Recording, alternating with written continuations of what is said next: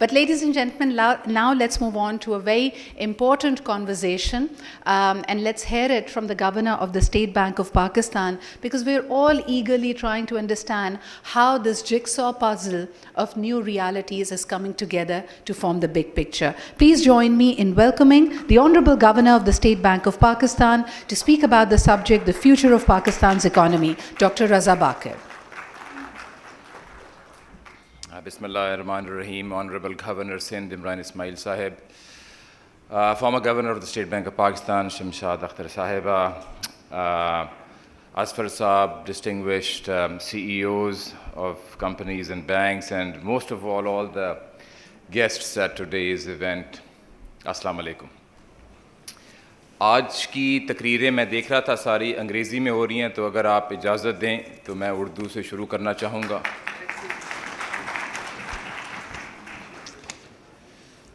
دیکھیں، میں چاہوں گا کہ آج کی اس تقریر میں تھوڑا سا ہم جو day to day economic developments ہوتی ہیں ان سے ایک قدم پیچھے ہٹ کے ایک براڈر لیول پہ بات کرنا چاہوں گا کہ اگر ہم پچھلے 2-3 سالوں میں ہم دیکھیں تو وہ کیا کچھ ایسے ایریاز ہیں جہاں پہ as Pakistanis I think we should be proud, ہمیں فخر کرنا چاہیے، جہاں پہ ہماری معیشت نے کچھ چیلنجز کو سہا ہے اور کیسے سہا ہے. 3 چیزیں میں آپ کے سامنے رکھنا چاہوں گا جہاں پہ میرا خیال ہے کہ ہمیں ریفلیکٹ کرنا چاہیے پاکستان کے ایکسپیرینس کو، اور اس کے بعد جب ہم اپنے مستقبل کو دیکھتے ہیں کہ عنقریب گلوبل لیول پہ اور ڈومیسٹک لیول پہ کیا چیلنجز ہیں، تو وہ 3 چیلنجز میں آپ کے ساتھ آج شیئر کرنا چاہوں گا.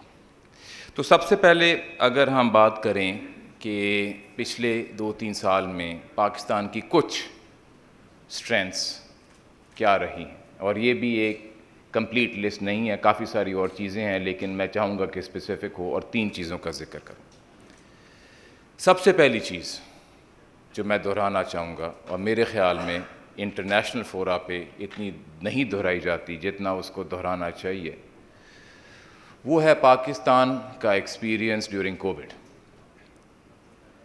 اور یہ ایک وبا تھی اور ایک اکنامک شاک تھا جس کو اکنامکس ٹرم میں ایگزوجنس کہتے ہیں، یعنی کہ یہ ہم نے کوئی ایسی چیز نہیں کہی، دنیا کے کسی بھی ملک نے کوئی ایسی چیز نہیں کی، لیکن سب پہ یہ گلوبل اکنامک کیٹاسٹرفی آئی. سوال یہ پیدا ہوا کہ مختلف ممالک نے اس کو ہینڈل کیسے کیا، اور آپ کے سامنے میں شروع میں ایک چارٹ رکھوں گا کہ پاکستان کا ایکسپیرینس کیا رہا کووڈ میں، اور میں آپ سب سے ریکویسٹ کروں گا کہ اس کو کچھ سیکنڈ کے لیے غور کریں. یہ 3 پینلز ہیں اور یہ بتاتے ہیں کہ اگر آپ لیٹسٹ فگرز کے مطابق number of cases, number of deaths and positivity ratio, اور ان تینوں کو ہم نے نارملائز کیا ہوا ہے، اسکیل کیا ہوا ہے، یعنی کہ number of cases per million of people, number of deaths per million of people, اور پازیٹیوٹی ریشو یعنی کہ دا نمبر آف PCR ٹیسٹ جو کہ پازیٹیو آتے ہیں. تو آپ کو اس سے ایک پیغام ملے گا، اور وہ پیغام یہ ہے کہ آپ اپنے ہمسائے ملکوں سے دیکھ لیں، آپ اپنے کمپیریبل کنٹریز سے دیکھ لیں، آپ گلوبل ایوریج سے دیکھ لیں، تو آپ دیکھیں گے کہ پاکستان نے کرونا کی ہر لہر میں جو یہ انڈیکیٹرز ہیں ان کو کم رکھا ہے. کچھ لوگ کہتے ہیں کہ جو نمبر آف کیسز اور نمبر آف ڈیتھس وہ انڈر رپورٹڈ ہوتے ہیں، جو کہ ٹھیک بات ہے، وہ ہوتے ہیں. اسی لیے جو تیسرا پینل ہے وہ پازیٹیوٹی ریشو کا ہے، کیونکہ پازیٹیوٹی ریشو انڈر رپورٹ نہیں ہو سکتا، وہ simply number of PCR test which are returned as positive. تو کہنے کی مراد یہ ہے کہ پہلی چیز جس پہ ہمیں پاکستانیوں کو ایز اے نیشن فخر کرنا چاہیے وہ یہ ہے کہ اس وبا کی ہر لہر میں پاکستان نے گلوبل ایوریجز اور ملکوں کی ایوریجز سے اپنے کیسز کو کنٹرول کیا. اور معیشت کے لیے یہ اس لیے اہم ہے کہ اگر یہ گلوبل شاک اکنامک شاک تھا ہی پبلک ہیلتھ کرائسس. اگر پبلک ہیلتھ کرائسس کو ہم نہیں مینیج کریں گے تو پھر اس کی امپلیکیشنز ہماری اکانومی پہ بھی ہوئیں گے. تو ہمیں اپریشیٹ کرنا چاہیے جو کام NCOC نے کیا, اور اس کے ساتھ ساتھ ہمیں اپریشیٹ کرنا چاہیے جو کام اس کے ساتھ احساس کیش ٹرانسفر پروگرام میں ہوا. ورلڈ بینک نے, ایشین ڈیولپمنٹ بینک نے اور بین الاقوامی اداروں نے پاکستان کے اس پروگرام کی تعریف کی ہے کہ نہ صرف گلوبلی اگر آپ دیکھیں تو پبلک ہیلتھ کی ڈائمینشن کو کنٹرول کیا, بلکہ جو غریب لوگ ہیں ان کو ایک اچھے اور ٹارگیٹڈ مینر میں جلد از جلد کیش ٹرانسفرز پہنچائے. اور اگر آپ اس کی ٹوٹل دیکھیں کہ اس کا امپیکٹ کتنا ہوا, تو depending upon how you counted 1 or 2 or 1 in 3 households were touched by the Ehsaas cash transfer programme. So I think سب سے پہلے جو پاکستان کا کووڈ کا جو ایکسپیرینس ہے globally it stands out, and I as a Pakistani feel proud and I would encourage you to raise your head high whenever you speaking in international fora about Pakistan's covid journey. That's number 1. دوسری چیز یہ ہے, اب معیشت کی طرف آتے ہوئے, کہ اس کووڈ کی وبا کے باوجود ہمارے جو اکنامک فنڈامنٹلز ہیں ان کو ہم نے برقرار رکھا ہے. اور میں 2 چیزوں کا ذکر کرنا چاہوں گا. دیکھیں, اگر آپ پاکستان کی تاریخ میں جو ہماری معیشت میں جو چیلنجز آئے ہیں اور جس کی وجہ سے ہمیں بار بار بین الاقوامی اداروں کے سامنے جا کے ہاتھ پھیلانے پڑے ہیں, تو اس میں ہمیشہ 2 کازز ہمارے سامنے رہے ہیں. ایک کاز ہے ہمارا فسکل ڈیفیسٹ, گورنمنٹ کا ڈیفیسٹ, یعنی کہ گورنمنٹ کے جو اخراجات ہیں اس کی آمدنی سے زیادہ ہیں, ٹیکس ریونیوز کی میں بات کر رہا ہوں. اور دوسرا ہے ہمارا کرنٹ اکاؤنٹ ڈیفیسٹ, یا ہمارا جو بیلنس آف پیمنٹس کا مسلسل اس میں پرابلم رہتی ہے. ان دونوں فنڈامنٹلز کو میجر کرنے کے لیے جو پہلا ہے فسکل ڈیفیسٹ, اس کا جو انٹرنیشنلی ریکگنائزڈ میٹرک ہے وہ ہے ہمارا ڈیٹ ٹو GDP ریشو. ہماری گورنمنٹ پبلک سیکٹر کی کتنی ڈیٹ ہے ان % آف GDP. تو میں آپ کے سامنے ایک اگلا فگر چارٹ رکھنا چاہتا ہوں جو دکھائے گا کہ پاکستان میں یہ ڈیٹ ٹو GDP ریشو پچھلے 2 سال میں کیسے ایوالو کیا. اس وبا کے باوجود, کووڈ کی وبا کے باوجود, اگر آپ پاکستان کا ایکسپیرینس دیکھیں ان فنڈامنٹلز پہ جس کی وجہ سے بار بار ہمیں بین الاقوامی اداروں کے سامنے جانا پڑا ہے, تو کیا پرفارمنس رہی. یہ فگرز جو ہیں آپ کے سامنے IMF کے فگرز ہیں, انٹرنیشنل ایجنسیز کے فگرز ہیں. اس کے مطابق اگر آپ دیکھیں گے تو پچھلے 2 سال میں پاکستان نے اپنا ڈیٹ ٹو GDP ریشو جو ہے اس کو کم کیا ہے. اور ان کمپیریزن آپ دیکھ لیں کہ باقی ملکوں میں کیا ہوا ہے جب یہ وبا پھیلی. ملکوں نے ایسے بے تحاشا فسکل سپینڈنگ کی کہ جس سے ان کی جو ڈیٹ ہے وہ بڑھی. اور اگر آپ دیکھیں جو ایوریج ہے ایڈوانسڈ اکانومیز کی, وہاں پہ تو تقریباً 18% وہ بڑھی. اور اگر آپ ایمرجنگ مارکیٹس کو دیکھیں تقریباً 10% ڈیٹ ٹو GDP ریشو بڑھا. ہم نے کم کیا. اور یہ اہم اس لیے ہے کہ debt to GDP is one of the 2 reasons why we have repeatedly had to go to international agencies. دوسرا کیا میٹرک ہے؟ دوسرا میٹرک ہے ہماری بیلنس آف پیمنٹس کا, کرنٹ اکاؤنٹ ڈیفیسٹ کا. بیلنس آف پیمنٹس کے جب پریشر آتے ہیں تو وہاں پہ جو انڈیکیٹر جو ہے جو ہمیشہ پریڈکٹ کرتا ہے اگر آپ کے دوبارہ کوئی ایکسچینج کرائسس آنا ہے یا بیلنس آف پیمنٹس کا پریشر آنا ہے, وہ ہیں ہمارے ملک کے ریزروز. اور دوسرا جو میں فگر آپ کے سامنے رکھنا چاہتا ہوں وہ یہ ہے کہ کووڈ کی وبا کے باوجود پچھلے 2-2.5 سال میں ہمارے ریزروز میں کیا پرفارمنس رہی. تو اگر آپ اگلی سلائیڈ لگائیں تو یہ آپ دیکھیں گے کہ جو اوپر والے بارز ہیں that is our total reserves of the central bank of Pakistan, the gross reserves جسے ہم کہتے ہیں, اور جو نیچے والے بار ہیں وہ ہیں جو اسٹیٹ بینک آف پاکستان کی فارورڈ لائبلٹیز ہوتی ہیں اور سواپ لائبلٹیز ہوتی ہیں. یہ آف بیلنس شیٹ آئٹم ہوتا ہے لیکن ہم اس کو رپورٹ کرتے ہیں ٹرانسپیرنسی کے لیے. اور ان دونوں کا جو فرق ہے وہ لال لائن میں آپ کے سامنے دکھایا ہوا ہے. جس کو آپ اپنا نیٹ بفر سمجھ لیں. It's simply the difference between the light blue bar and the dark blue bar. تو آپ دیکھ لیں کہ 2 سال پہلے 2019 میں ہم کہاں کھڑے ہوئے تھے. جتنے ہی ہمارے گراس ریزروز تھے اتنی ہی ہماری نیگیٹو فارورڈ پوزیشن تھی. تو نیٹ آپ تقریباً 0 پہ کھڑے ہوئے تھے. اور اب آپ دیکھیں اس میں کووڈ کے باوجود ہم نے اپنے نیٹ فارن ایکسچینج بفرز کو بڑھایا ہے. اگر آپ اس لال لائن کو دیکھیں, اور یہ سارے نمبر وہی ہیں جو ہماری ویب سائٹ پہ بھی لگے ہوئے ہیں. تو کہنے کی مراد یہ ہے کہ جو دوسری چیز اگر ہم دیکھیں جہاں پہ ہمیں فخر کرنا چاہیے کہ ہمارے پچھلے 2-2.5 سالوں میں ہم نے امپروومنٹ لائی, وہ اکنامک فنڈامنٹلز ہیں جس کے صرف میں نے آپ کو 2 انڈیکیٹرز دیے ہیں. ایک ہے debt to G D P ratio اور دوسرا ہے ہمارے فارن ایکسچینج ریزروز کی سچویشن, کیونکہ انہی وجوہات کی وجہ سے ماضی میں ہمیں بین الاقوامی اداروں کے پاس جانا پڑا ہے.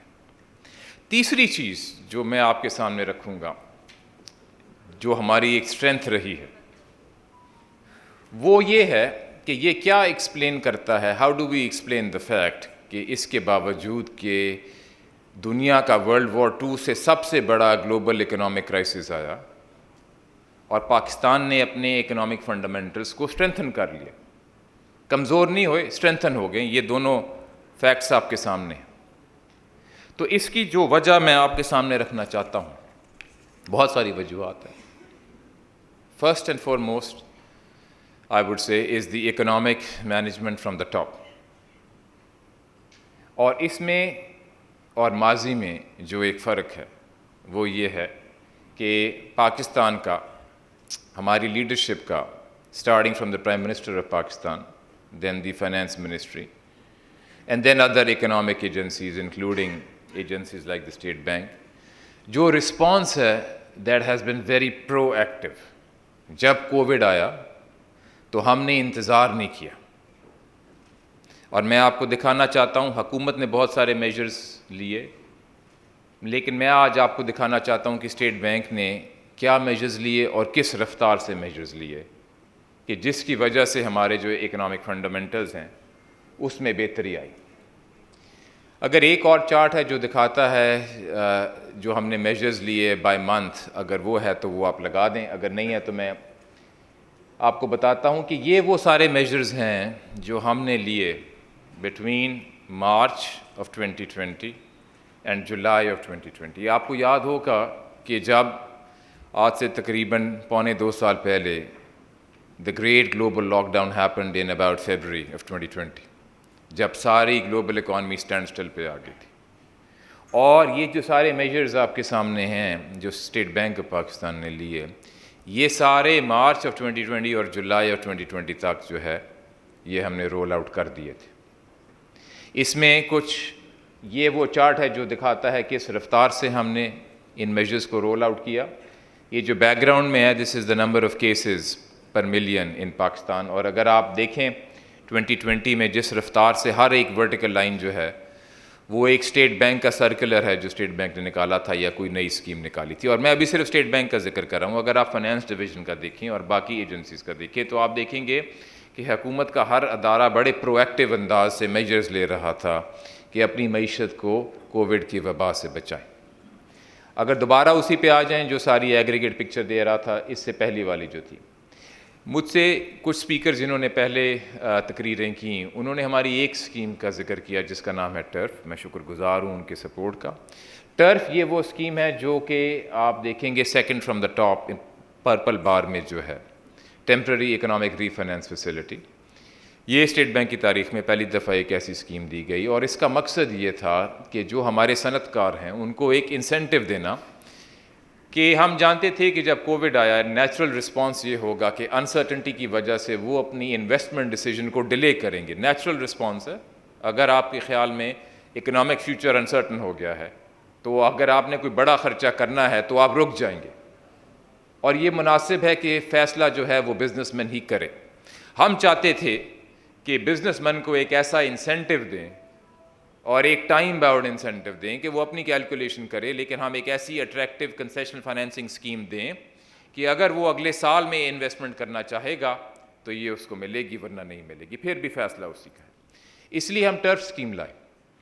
ٹرف اسکیم میں ہم نے قرضہ دیا بینک کو, اور بینک کو یہ کہا کہ آگے جس کلائنٹ کو قرضہ دینا ہے وہ آپ کی ڈیسیجن ہے, حکومت کی یا سینٹرل بینک کی اس میں مداخلت نہیں ہے, لیکن جو بینک نے انشور کرنا ہے وہ یہ ہے کہ وہ جس پروجیکٹ کو قرضہ دے گا بینک فیل سیٹسفائیڈ کہ bank will be repaid in full and on time. اور یہ جو ہماری ڈی ایف آئیز ماضی میں ہوتی تھیں اس سے ایک بڑا مختلف طریقہ تھا ایلوکیٹ کرنے کا فنڈنگ کو, کہ اس میں حکومت کی اور سینٹرل بینک کی مداخلت نہیں ہوگی. The credit decision will be made by the banks themselves, and the regulator will hold the banks accountable for their asset quality indicators, for their non performing loans ratios. یہی وہ scheme تھی جس میں تقریباً 430 ارب کی نئی انویسٹمنٹ ہوئی ہے. اور ہمیں کیسے پتہ ہے کہ یہ نئی انویسٹمنٹ ہوئی ہے؟ کیونکہ یہ قرضہ مل نہیں سکتا تھا جب تک کلائنٹ جو ہے لیٹر ایل سی نہیں دکھاتا بینک کو کہ یہ میں مشینری خرید رہا ہوں اس فائنینسنگ کے ذریعے. تو ہمیں بڑے کانفیڈنس سے اب یہ اندازہ ہے کہ کم از کم تو اتنی انویسٹمنٹ ہوئی ہے. اگر آپ ساتھ سول ورکس کو اس کے ملائیں تو تقریباً یہ جو انویسٹمنٹ کا فگر ہے یہ ڈبل ہو جاتا ہے. لیکن اس کے ساتھ ساتھ جو میں کہنا چاہوں گا, اگر آپ ٹوٹل میجرز دیکھیں تو ٹرف ایک اسکیم تھی, اس کے علاوہ بھی ہم نے کافی اور اسکیمیں دیں اور جلدی دیں. اب یہ جو تیسری چیز ہے جس کا میں ذکر کر رہا ہوں, جس کی وجہ سے ہی ہماری معیشت جو ہے اس نے جلدی ریکوری کی, is the proactiveness of the policy response. اور کووڈ کے جب چیلنج آیا, کیونکہ ہمارا رسپانس پرو ایکٹیو تھا, اس لیے ہماری گروتھ جو ہے جب وہ کم ہوئی, ہماری -0.5% جی ڈی پی تھی کووڈ کی پیک پہ.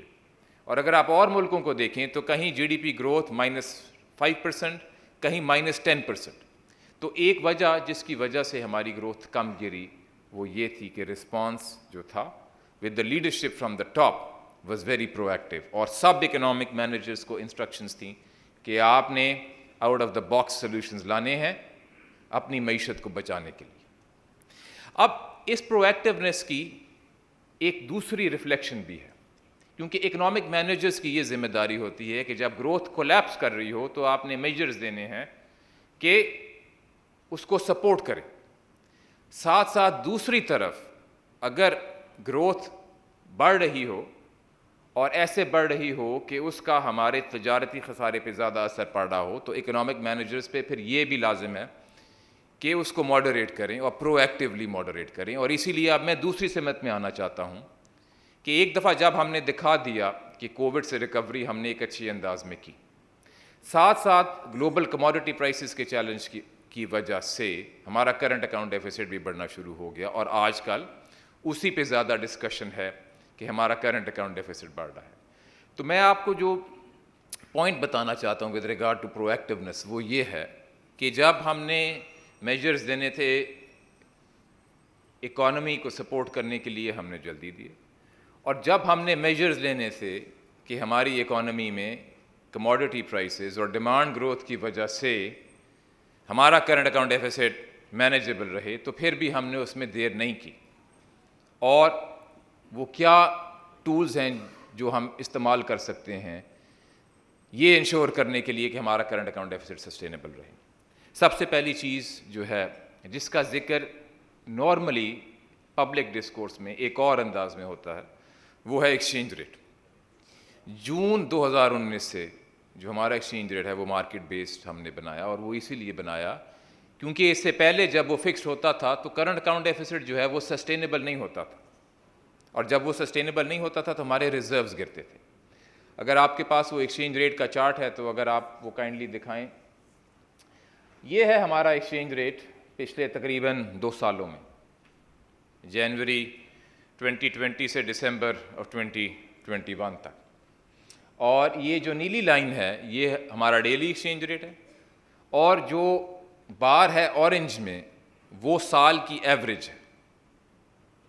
جو پہلے ہاریزونٹل بار ہے وہ 2020 کے ایوریج ایکسچینج ریٹ. اگر آپ ہر دن کا ایکسچینج ریٹ لیں اور اس کی ایوریج لیں اور اگر آپ 2021 کا ایکسچینج ریٹ ہر روز کا لیں اور اس کی ایوریج لیں تو آپ دیکھیں گے کہ ہمارا day to day exchange rate تو کافی چینج ہوتا رہا ہے، لیکن جو ہمارا ایوریج ایکسچینج ریٹ ہے ان 2 سالوں میں وہ تقریباً وہی ہے جو پچھلے سال میں تھا. لیکن ایکسچینج ریٹ کی رسپانسونیس سے فائدہ کیا ہے؟ فائدہ یہ ہے کہ یہ ایک شاک ایبزاربر ہوتا ہے. جب کرنٹ اکاؤنٹ ڈیفیسٹ بڑھنا شروع ہوئے اور اگر ایکسچینج ریٹ ایڈجسٹ ہوتا ہے تو پھر اس کا امپیکٹ یہ ہوتا ہے کہ جو کرنٹ اکاؤنٹ ڈیفیسٹ جس رفتار سے بڑھنا تھا اس رفتار سے نہیں بڑھے گا اور سسٹینیبل لیولز پہ رہے گا. منتھلی اگر آپ ہمارا کرنٹ اکاؤنٹ ڈیفیسٹ دیکھیں تو ماضی میں جب ہمارا کرنٹ اکاؤنٹ ڈیفیسٹ کوئی $700 ملین سے بڑھنا شروع ہوا تو اس سے پہلا جو ایپیسوڈ ہے وہ شروع ہوتا ہے جولائی 2016 میں. اور میں آپ کو بتانا چاہتا ہوں what is the difference between then and what is the difference between now. اس وقت جب کرنٹ اکاؤنٹ ڈیفیسٹ بڑھنا شروع ہوا تیزی سے اور 700 ملین کے فگر کو کراس کر گیا تو اس وقت 19 مہینے گزر گئے اور ایکسچینج ریٹ ہلا نہیں. دسمبر 2018 میں جا کے 2017 میں جا کے وہ ہلا. جولائی 2016 سے لے کے دسمبر 2017 تک جو ہے ایکسچینج ریٹ آپ کا وہی رہا. تو اگر آپ کا کرنٹ اکاؤنٹ ڈیفیسٹ بڑھ رہا ہو اور آپ کا جو نیچرل شاک ایبزاربر ہے وہ ایڈجسٹ نہ کرے تو کرنٹ اکاؤنٹ ڈیفیسٹ انسسٹینیبل ہی ہوگا. تو کہنے کی مراد یہ ہے کہ جس طرح پرو ایکٹیونیس سے ہم نے پہلے گروتھ کو سپورٹ کیا، اسی طرح جب آپ کرنٹ اکاؤنٹ ڈیفیسٹ بڑھ رہا ہے تو پرو ایکٹیولی اس کو مینیج کرنے کے بھی طریقے لا رہے ہیں. دوسری چیز ہے پالیسی ریٹ. ماضی میں جب جولائی میں ہمارا کرنٹ اکاؤنٹ ڈیفیسٹ یہ 700 ملین کا فگر کراس کیا تو 19 مہینے گزر گئے اور جو ہے پالیسی ریٹ ایڈجسٹ نہیں ہوا. اور اس دفعہ جب ہمارا current account deficit Joan of 2020 میں 700 ملین کا فگر کراس کرتا ہے اور آپ دیکھیں گے کہ جون سے ہی یہ ایکسچینج ریٹ ایڈجسٹ ہونا شروع ہو جاتا ہے اور سپٹمبر میں یعنی کہ 3 مہینے کے بعد ہم نے اپنا پالیسی ریٹ بھی ایڈجسٹ کیا.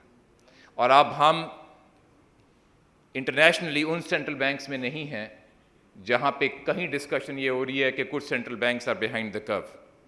ہم ان سینٹرل بینکس میں سے ہیں جنہوں نے پرو ایکٹیولی یہ رسپانس لیا اور یہ رسپانس اس لیے لیے ہیں کہ جس طرح ہم نے کووڈ میں یہ کانفیڈنس دینا تھا کہ ہم گروتھ کو بہت گرنے نہیں دیں گے، اسی طرح ہم نے جب ہماری کرنٹ اکاؤنٹ ڈیفیسٹ بڑھ رہا تھا تو یہ پیغام پہنچانا تھا کہ ہم کرنٹ اکاؤنٹ ڈیفیسٹ کو بھی مینیجیبل رکھیں گے.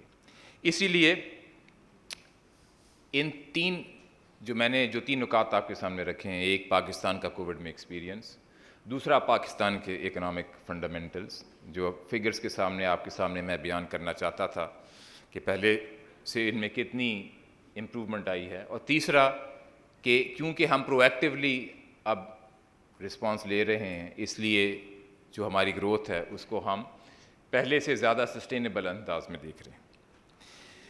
اب یہ وہ 3 چیزیں تھیں جو ہماری اسٹرینتھس ہیں. جو 3 چیزیں جن کی تفصیل میں نہیں جاؤں گا کیونکہ مائی ٹائم از اپ، لیکن میں آپ کو مینشن ضرور کرنا چاہوں گا کہ جہاں پہ ہمیں اور کام کرنے کی ضرورت ہے. And this talk would not be complete if we don't recognise the challenges and we only talk about some of the strengths. پہلا چیلنج یہ ہے the global commodity prices. And we should acknowledge کہ یہ ایک بڑا challenge ہے، globally ہے اور ہمارے لیے بھی ہے. اس کی کیا مثال ہے؟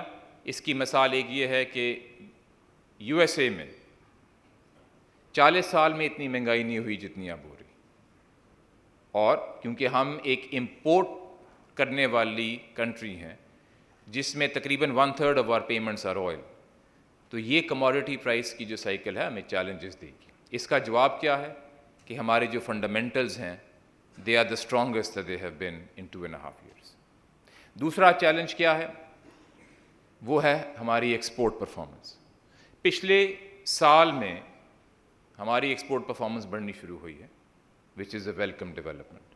لیکن یہ چیلنج اس لیے ہے کہ اگر ہم باقی ملکوں سے اپنے آپ کو کمپیئر کریں تو ہمارا جو ایکسپورٹ ٹو GDP ریشو اگر 8-9-10% بھی پہنچ جاتا ہے تو بہت سارے جو کمپیریبل کنٹریز ہیں ان سے کم ہیں. اور یہ میں چیلنج دینا چاہوں گا ہمارے ہی ایکسپورٹرز کو کہ کیونکہ ایکسچینج ریٹ بھی کمپیریٹیو ہے، کیونکہ حکومت ان کو سبسڈیز بھی دے رہی ہے اور بہت سارے انسینٹیوز دے رہی ہے، تو آپ دکھائیں کہ گلوبل سٹیج پہ you can compete and get our export to G D P ratio well above the levels that it is right now.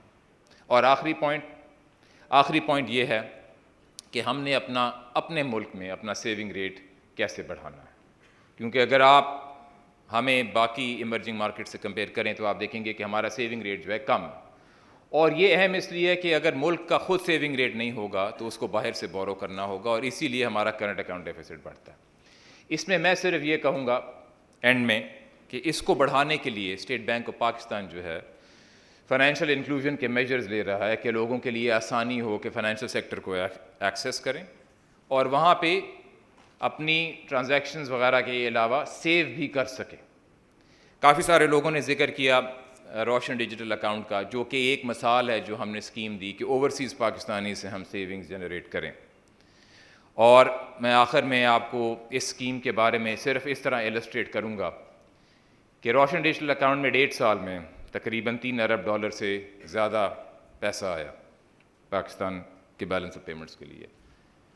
پچھلے 1.5 سال میں ہماری فارن ڈائریکٹ انویسٹمنٹ جو آئی ہے $2.6 بلین آئی ہے، یعنی کہ 1.5 سال میں روشن ڈیجیٹل اکاؤنٹ میں اوورسیز پاکستانیز نے زیادہ انویسٹ کیا ہے compare to the entire foreign direct investment in Pakistan. دوسری مثال میں آپ کو یہ دوں گا کہ یہ جو فگر ہے روشن ڈیجیٹل اکاؤنٹ کا $3 بلین کا، جو IMF نے ہمیں دیا اس پروگرام کے تحت، یہ اس سے بھی تقریباً ڈبل. تو کہنے کی مثال یہ ہے کہ اسٹیٹ بینک آف پاکستان جو فائنینشیل انکلوژن کے میجرز لے رہا ہے، اور یہ بھی ایک ڈیجیٹائزیشن اور انکلوژن کا ہی میجر تھا، ہمارا اس میں ہدف یہ ہے کہ اور چینل سے سیونگ موبلائز کی جائے کہ ہمیں اور اداروں سے قرضے نہ لینے پڑے، لیکن ہم اپنی سیونگز کی سورسز کو جنریٹ کریں. بہت بہت شکریہ جی، تھینک یو.